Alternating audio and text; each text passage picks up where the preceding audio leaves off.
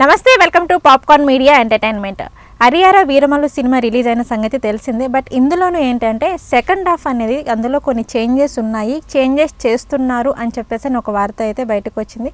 మరి ఇది నిజమో అబద్ధమో మనకైతే తెలియదు. మరి దీనికి సంబంధించిన అంశాల గురించి తెలియచేయడానికి ఈరోజు మనతో పాటు ఉన్నారు సీనియర్ జర్నలిస్ట్ హేమసుందర్ సార్. మరి సార్ని అడిగి దీనికి సంబంధించిన అంశాల గురించి అయితే అడిగి తెలుసుకుందాం. సార్ నమస్తే. సార్ నమస్తే అమ్మా. Sir, Harihara Veeramallu cinema release అయిన సంగతి తెలిసిందే మనకి. సో అది ఎంత హైప్ ఇచ్చింది ఏంటి అన్నది ప్రతి ఒక్కరికి తెలుసు. బట్ ఇందులో ఏంటంటే సెకండ్ హాఫ్లో అంటే ఇంటర్వెల్ తర్వాత కొన్ని చేంజెస్ చేస్తున్నారు అని చెప్పేసి ఒక వార్త అయితే వచ్చింది. సార్ నిజంగా సెకండ్ హాఫ్ని చేంజెస్ చేస్తున్నారు అంటారా సార్? అంటే ఎక్కువ చేంజెస్ చేయట్లా. అంటే వీరమల్లు చెప్తే వినాలి అనే డైలాగ్ ఉంది కదా. ఓకే. కాబట్టి మనం చెప్పిన మాటలు కూడా వాడు వినాలని నిర్ణయించుకున్నట్టుగా ఉంది. అంటే మనం అంటే రివ్యూవర్లు చెప్పే వాటిలోంచి కూడా ఇప్పుడు ఏది బాగలేదు అనే దాని మీద ఒక ఒపీనియన్స్ వ్యక్తమైనాయి. వాటిని లెక్కలో పరిగణలో తీసుకున్నారు ఇలాంటి మిస్టేక్స్ ఉన్నాయని. అంటే వాళ్ళు కూడా అంటున్నారు, ముందే వాళ్ళ దృష్టికి వచ్చిందంట. అంటే హడావిడిగా రిలీజ్ చేయాలి, టైం లేకపోవడంతో కరెక్షన్ చేయడంలో కొద్దిగా ఇదయ్యి ఆ వెర్షన్ అలా వెళ్ళిపోయింది. జనరల్గా అయితే అసలు వేరే క్వాలిటీ వెర్షన్ వేరే ఉంది. అది ఇప్పుడు మనం క్వాలిటీ వెర్షన్కి తీసుకొస్తున్నాం. విఎఫ్ఎక్స్ పరంగా నాసిరకంగా ఉన్నాయన్నీ కూడా అది హడావిడిలో జరిగినాయి తప్పితే క్వాలిటీ పరంగా మంచి వెర్షన్ ఉంది. అది మేము ఇప్పుడు చేస్తున్నామని చెప్పి అదొక వార్త బయటకు వచ్చింది. అలాగే ఇంకొకటి ఏంటంటే కొన్ని గుర్రాలు పరిగెట్టే సన్నివేశాలు, ఏదో గాలిలో వెళ్ళిపోతున్నట్టుగా భూమి నుంచి వెళ్తున్నట్టుగా లేకుండా అవన్నీ విమర్శలు వచ్చినాయి దాని మీద. అవి కూడా కొన్ని కట్ చేస్తున్నాడు సీన్స్. అంటే కొన్ని సీన్స్ తగ్గించడం, సినిమా నిడివి కూడా తగ్గే అవకాశం కనిపిస్తుంది. ఇది ఇది బాగలేదు అనుకున్నవన్నీ, ల్యాగ్గా అనిపించినవన్నీ కూడా కట్ చేసుకోవడం, అడిషనల్గా ఏమైనా కొద్దిగా యాడ్ చేస్తారని తెలియదు. మొత్తానికైతే సెకండ్ హాఫ్ని కొద్దిగా ట్రిమ్ చేస్తున్నారనేది సమాచారం అయితే ఉంది. అలా ట్రిమ్ చేస్తే మాత్రం ఖచ్చితంగా నిడివి తగ్గుద్ది, ప్లస్ క్వాలిటీ పెరుగుద్ది. ఈ 2-3 రోజులు అట్లాంటి మార్చిన వెర్షన్ రిలీజ్ అయితే జనం కూడా పాజిటివ్ టాక్గా మారే అవకాశం కూడా ఉంది. అంటే మీరు ఆల్రెడీ సినిమా చూసారు కాబట్టి సార్, ఏవేవి సీన్ అంటే ఏ సీన్స్ చేంజ్ చేస్తే బాగుంటుంది అనిపిస్తుంది మీకైతే? అంటే క్లైమాక్స్ కొద్దిగా అసంపూర్ణంగా అనిపించింది మనకి. బాబిడియోలతో తలపడే సన్నివేశాలు, అక్కడ ఫైట్, వాళ్ళిద్దరి మధ్యలో ఫైట్ ఉండి, ఇప్పుడు ఔరంగజేబుని ఎవరు పవన్ కళ్యాణ్ మాటల్లోనే అన్నారు. ఔరంగజేబు గురించి మనం ఏదో చెప్తూ ఉంటాం కానీ అసలు కనీసం ఆయన అప్పుడు మనం ఏమి చేయలేకపోయినా, సపోజు ఈ సినిమాలోనన్నా మన వీరమల్లన్నా కనీసం కుమ్మేస్తే కొంచెం హ్యాపీగా ఫీల్ అవుతుంది కదా.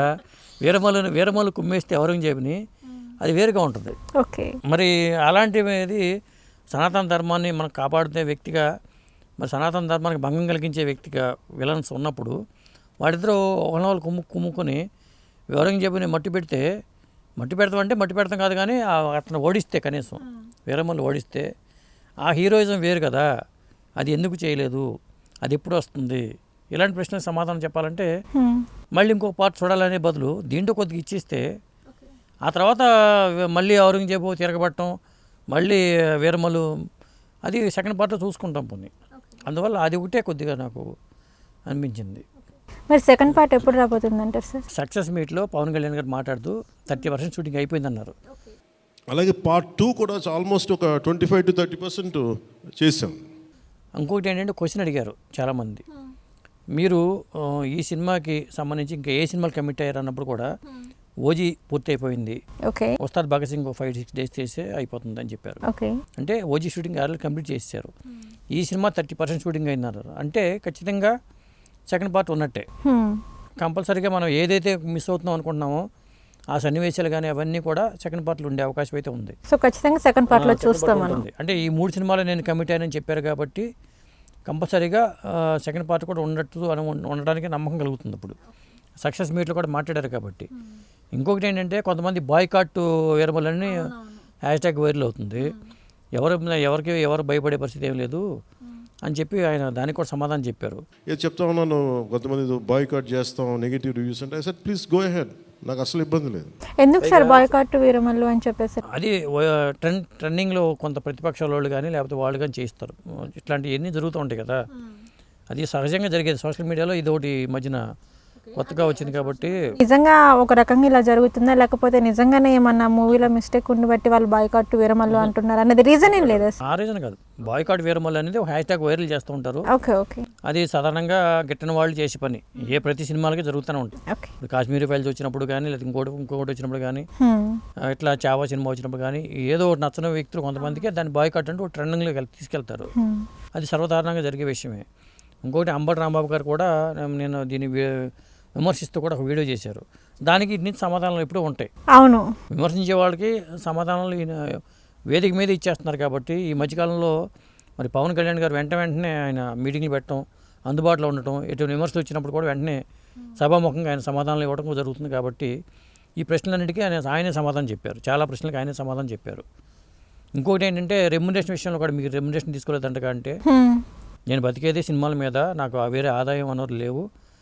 ఈ సినిమాకి మొదట్లో నేను రెమ్యునరేషన్ తీసుకోమంటే వాస్తవమే, నేను డబ్బులు వస్తే నేను ముందుకు తీసుకుంటాను అని చెప్పి కూడా అన్నారు. ముందు నిర్మాత బయట పడేసి ఆయనకి ఎంత వస్తే అంత, నాకు రాలేదనుకో తీసుకోము, ఇట్లా ఆయన సమాధానం దానికి కూడా ఉంది. వీరమ్మలకి ఆయన ఎంత రెమ్యునరేషన్ తీసుకుంటారని కూడా ఆయన సమాధానం చెప్పారు. సార్ కలెక్షన్ పరంగా ఎలా ఉంది సార్? నిన్నటి వరకు అయితే ఫస్ట్ డే కలెక్షన్స్ 70 కోట్లు అని చెప్పి అంటున్నారు. 70 కోట్లు అంటే అది ఒక రికార్డ్ అని చెప్పాలి. ఆయన సినిమాల్లో మాత్రం ఫస్ట్ డే కలెక్షన్స్ 70 కోట్లు ఎప్పుడూ లేదు. ఇది ప్రెస్ మీట్లో కూడా చెప్పినట్టు చెప్పారు, అఫీషియల్గానే చెప్పారు వాళ్ళు. కలెక్షన్స్ అద్భుతంగా ఉన్నాయి. ఆ రెస్పాన్స్ గురించి కూడా వాళ్ళు చెప్పారు, మైత్రి వాళ్ళు చెప్పారు.